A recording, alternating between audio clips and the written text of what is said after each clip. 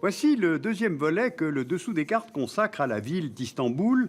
Dans un précédent numéro, nous avons évoqué l'histoire de cette ville passionnante. Aujourd'hui, nous allons analyser les projets urbanistiques que veut mettre en place l'actuel pouvoir turc. Voici la Turquie. La capitale du pays n'est pas Istanbul, l'erreur est fréquente, mais Ankara. Pourtant, c'est bien Istanbul qui est aujourd'hui au cœur du projet politique du pouvoir turc, incarné par le président de la République, Recep Tayyip Erdogan. Eh bien, de quel projet parle-t-on? La Turquie est aujourd'hui un pays en plein développement. Elle a bénéficié d'un taux de croissance de 4,3% en moyenne sur les 10 dernières années, et d'ailleurs elle est considérée comme un pays émergent. C'était en 2014 la 18e puissance économique mondiale, et son président, Erdogan, souhaiterait qu'elle soit parmi les 10 premières puissances mondiales d'ici 2023, qui est l'année du centenaire de la République turque. Erdogan voudrait faire d'Istanbul le symbole de la montée en puissance de la Turquie, mais pourquoi Istanbul plutôt que la capitale, Ankara? Eh bien, Istanbul, c'est d'abord un symbole historique. Elle fut la Byzance grecque, puis Constantinople, capitale de l'Empire romain, puis byzantin, et enfin Istanbul, capitale de l'Empire ottoman. Et de fait, cette ville a fasciné et rayonné en Europe, en Asie et dans le Moyen-Orient pendant de très longs siècles. Erdogan cherche aussi à marquer une rupture par rapport à Mustafa Kemal, le fondateur de la République turque. Kemal voulait que ce pays soit laïque et tourné vers l'Europe. Il a choisi une nouvelle capitale, Ankara. Et Istanbul, c'est aussi la ville la plus peuplée de Turquie. Avec près de 15 millions d'habitants, elle représente environ 20% de la population totale du pays. Ankara, la capitale, compte, elle, 5 millions d'habitants. Istanbul est aussi une ville en pleine croissance démographique. Vous voyez sur ce graphique l'évolution de la population d'Istanbul en 1950, 2014 et les prévisions de l'ONU pour 2030. Avec près de 17 millions d'habitants en 2030, Istanbul se trouvera alors au 20e rang des villes les plus peuplées au monde, loin devant Rio, Los Angeles, Paris ou Londres. Et puis enfin, Istanbul, c'est la capitale économique du pays. En 2012, le PIB d'Istanbul, le plus important du pays, représentait 300 milliards de dollars, soit plus de 20% du PIB total de la Turquie, contre seulement 7% pour Ankara. Et sur la période 2007-2012, 55% des projets d'investissement direct étrangers en Turquie devaient se réaliser à Istanbul, contre seulement 5% à Ankara. Istanbul est aujourd'hui le centre financier, le centre commercial de la Turquie, mais aussi sa porte vers la mondialisation grâce à sa localisation géographique. Alors qu'Ankara se trouve à l'intérieur du pays, Istanbul est en fait proche des frontières de l'Union européenne. La ville est aussi traversée par le détroit du Bosphore, et je vous ai montré la semaine dernière qu'il s'agissait d'une voie de passage majeure pour le transit des marchandises et des hydrocarbures entre la mer Noire et la Méditerranée.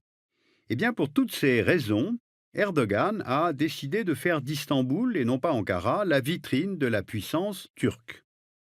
Pour cela, de nombreuses transformations ont été prévues dans la ville. Alors faisons un rapide tour de ces projets que nous avons classés en fonction des objectifs recherchés.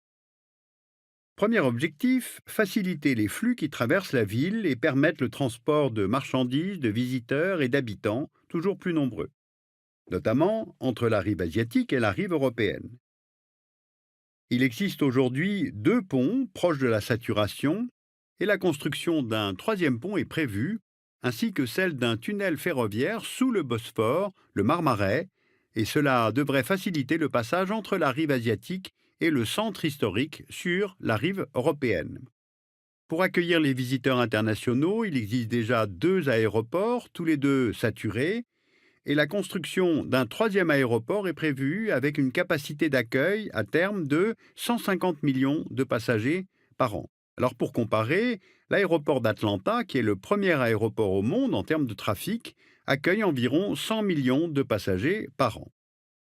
Terminons maintenant par le projet le plus ambitieux, celui du canal Istanbul, reliant la mer Noire et la mer de Marmara. Il devrait permettre à terme le passage d'environ 160 bateaux par jour sachant que le trafic actuel dans le détroit du Bosphore est d'environ 130 navires par jour.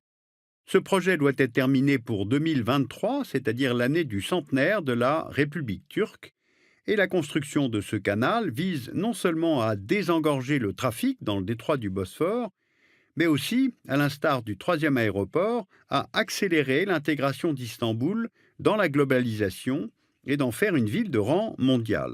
C'est le deuxième objectif des grands projets d'Erdogan. Il prévoit la construction d'un centre financier sur la rive asiatique visant à promouvoir Istanbul comme place financière internationale. Erdogan souhaiterait y transférer plusieurs institutions, dont la Banque centrale turque, aujourd'hui installée à Ankara. Et l'intégration d'Istanbul dans la globalisation passe aussi par l'organisation de grands événements internationaux. Capitale européenne de la culture en 2010, capitale européenne du sport en 2012, et Istanbul s'est portée plusieurs fois candidate à l'organisation des Jeux olympiques. Passons maintenant au troisième objectif de ces grands projets urbains, renforcer le prestige de la ville et du pays par l'histoire. Et pas n'importe laquelle, l'histoire de l'Empire ottoman triomphant dont Istanbul était la capitale.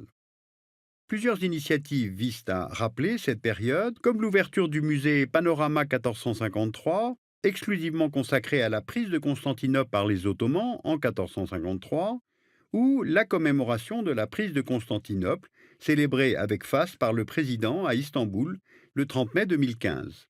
Et si ce ne sont pas les périodes romaines ou byzantines qui sont ainsi célébrées, c'est qu'Erdogan veut donner à Istanbul l'image d'une ville turque et surtout musulmane. Voilà le quatrième objectif. Alors, rappelons-le, Erdogan a fondé l'AKP, le parti politique islamiste qui a été au pouvoir cette dernière décennie et qui est favorable à une réislamisation de la société turque. À Istanbul, cela se traduit par la construction de nombreuses mosquées, et surtout une en particulier, celle de Kamlika. Voici le projet de la future plus grande mosquée d'Istanbul. D'une surface de 15 000 m², elle devrait pouvoir accueillir 30 000 fidèles et disposer de minarets parmi les plus hauts du monde. Située sur la colline de Kamlika, sur la rive asiatique d'Istanbul, elle devrait pouvoir être visible de tous les coins de la ville.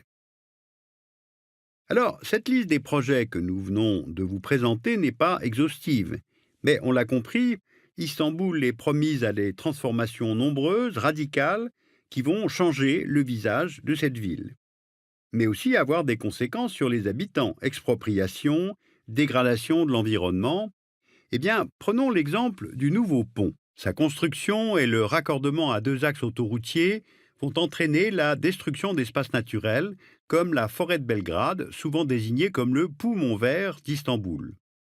On mesure ainsi l'impact et l'ampleur des transformations prévues par le pouvoir turc actuel. Et de plus, il n'y a pas eu de réelle concertation de la population sur ces grands projets. Eh bien, cela a provoqué un fort mécontentement qui s'est cristallisé autour d'un projet en particulier, le parc Gezi, sur la place Taksim.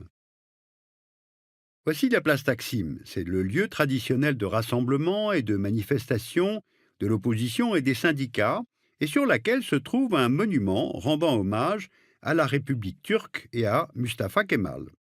Voici juste à côté le parc Gezi, l'un des rares espaces verts de la ville, très prisé par les Stambouliotes. Mais il est en voie d'être détruit pour laisser place à une caserne ottomane pouvant accueillir un centre commercial.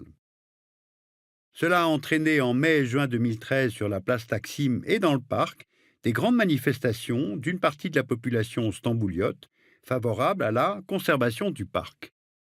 Les manifestations ont été violemment réprimées par les autorités. Le mouvement de contestation a rapidement pris de l'ampleur et s'est étendu au reste de la Turquie. Et selon les estimations, 3,5 millions de personnes auraient manifesté dans tout le pays. Mais pourquoi une partie du peuple turc s'est-elle mobilisée pour ce parc à Istanbul ? Alors, au-delà du projet de destruction du parc Gezi, c'est la politique d'Erdogan et de l'AKP qui est remise en cause.